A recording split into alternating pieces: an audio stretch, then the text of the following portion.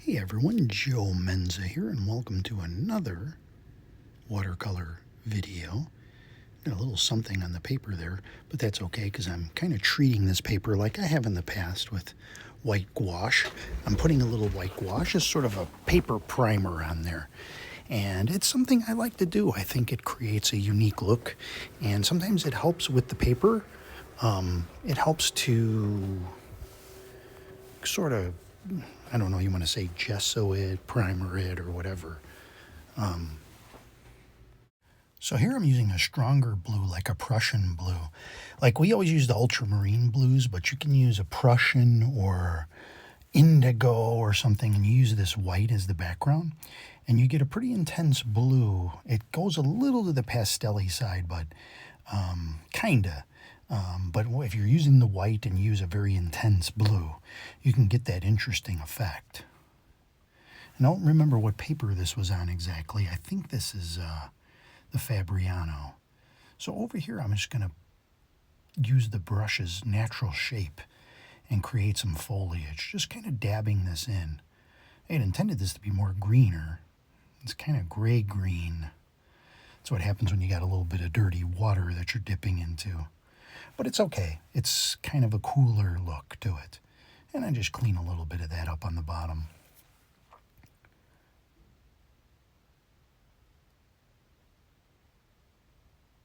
And I'm hitting it with a little yellow ochre raw sienna here. You see? So that creates a nice contrast when you use the raw sienna. Ron Ranson really was onto something there, and I know he looked at like Seagull and some of the other painters for his inspiration.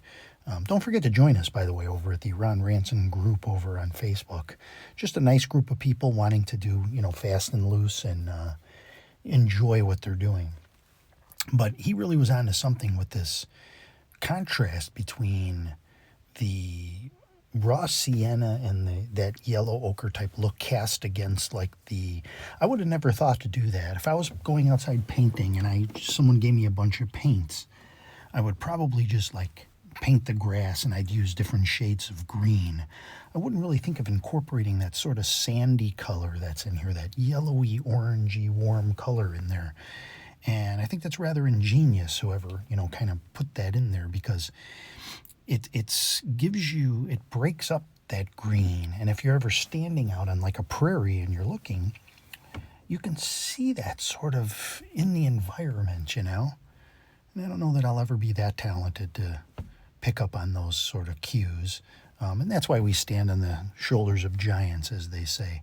Now here I'm kind of making this tree shape. It kind of comes around a little bit. I'm kind of not wanting to cut off that sky that we worked hard to create. And then instead of painting in, we'll do the reverse and we'll do these scratching in of the trees. See, by doing this, it kind of makes it look like the stuff in the back is part of the tree. Sort of a little two-dimensional, but it does make it look like that's part of it. So it makes it easier. You can paint the whole background, then you can scrape in those trees, then you can take the plastic card and you can scrape in your rocks. For me, that breaks things up a little bit. It creates, that counter change. Now, I've also used that blue in the water as well. We'll call this like a riverbank type scene. And then, of course, I went into some yellow. You can use lemon yellow, Hansa yellow, light kind of a color. Add a little white to it even, and you'll make it a little bit lighter, a little brighter. And it's a good highlight color if you want to come back and do that. Normally, this medium isn't a highlight. It isn't, people say, well, a lot of your paintings look like oil paintings, because I've watched a lot of those. And it's like that's embedded in my mind. So I think that's why mine end up looking like that. And a lot of it, like adding the white first and things like that, all of those things contribute to kind of that overall look. And I've actually taken some and I've varnished them at the end. And I know back in the Victorian era, they used to, when white first became available, zinc white, they wanted to make theirs look like oil so they could get more money when they sold. The artists of that time, they could get more money for the watercolors. And a lot's changed with that. It's the oil paintings still, I think, are the most preferred when it comes to financial, that kind of thing.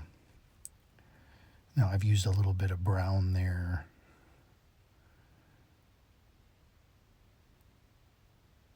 Burnt umber mix. I always mix a little bit of something on my brush, and I don't work real hard to like mix them together so that I get a new color.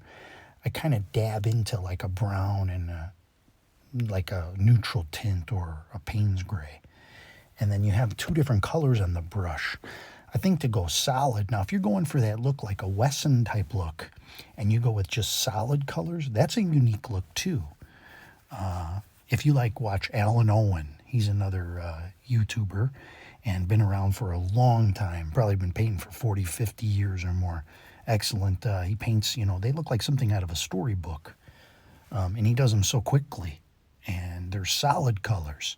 He doesn't really seem to put a lot like 2 dimensions on the brush. Now getting back to our little painting here, I've put white. I've kind of brushed that over the top of this blue. And then I took a clean brush and I blended it back and forth. And that's another way that you can create little water effects. If you're struggling to do them, you know, any other way, this is another way.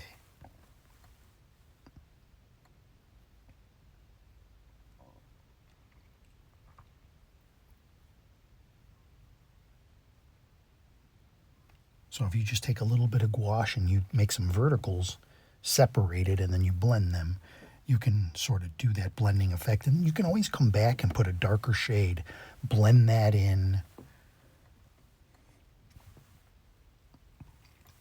And here I come now with those highlights. So you can do like bushes and things. Lemon yellow with a little bit of white. Just leave some space in between.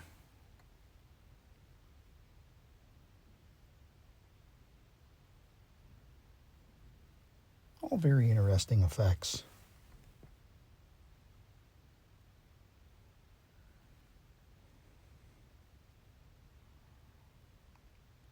Just kind of dabbing some things in. Pretty much done right now, except for just doing a few little details. Scraping in a few little more rocks. You know, not to overdo anything. Pop in a couple of birds with my Micron 0.5 pen. And I mean, that's it. We'll put a mount on there. Look, it's a lovely little scene. And that raw sienna in the middle there, that ochre-y effect, it just kind of pops out at you. We'll just touch up a couple more things here. It's always good to put that little mount on there and see where you're at.